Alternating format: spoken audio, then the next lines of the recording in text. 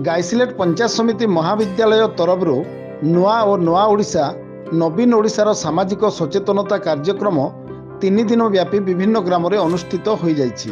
प्रथम दिवस रे गाइसिलेट ब्लॉक अंतर्गत फिरंगीमाल और कंटाजुड़ा, द्वितीय दिवस रे गाइसिलेट और बुरोमुंडा एवं उद्यापनी दिवस रे कंदुमुंडा और कोठोमाल ग्राम में यह कार्यक्रम अनुष्ठित हो जाइछि।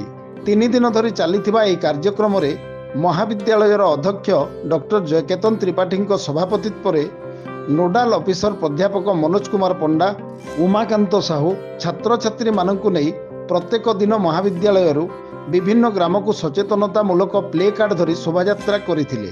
खेल शिक्षक हेमंत कुमार पंडा निर्देशन में सड़क सुरक्षा, यौतुक प्रथा उच्छेद, निशा निवारण, बाल्य विवाह, नारी शिक्षा, प्लास्टिक मुक्त अभियान, एड्स सचेतनता, रक्तदान महापुण्य, प्राथमिक चिकित्सा इत्यादि सचेतनतामूलक वार्ता नृत्य नाटिका माध्यम विभिन्न ग्राम में सचेतनता कराइथिले।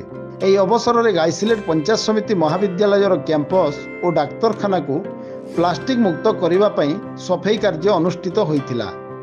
उक्त कार्यक्रम में कृष्णचंद्र साहू, सरपंच पहिल सिंह बरिया, दलगंजन सिंह बरिया, पूर्वतन अध्यक्ष भुवन साहू, पूर्वतन संपादक अंबिका प्रसाद त्रिवेदी, सरपंच शरद कालो और डॉक्टर सुनील कुमार पंडा, कैलाश जोशी, वीरेंद्र कॉलेज कोठोमाल अध्यक्षा भावना सेठ और देवेन जोशी प्रमुख उपस्थित थिबा बेले पंचायत समिति महाविद्यालय गाइसिलेट और वीरेंद्र कॉलेज कोठोमाल समस्त अध्यापक अध्यापिका और कर्मचारी वृंद उपस्थित रही कार्यक्रम को सफल मंडित करथिले।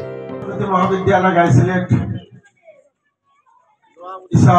युव ओडिशा मो ओडिशा कार्यक्रम आज सामाजिक सचेतनता कार्यक्रम मंच आसीन होइतिबा समस्त मंचासीन अतिथि मानक कृतज्ञता ज्ञापन करुछि, समस्त को यथामान्य प्रदान करुछि।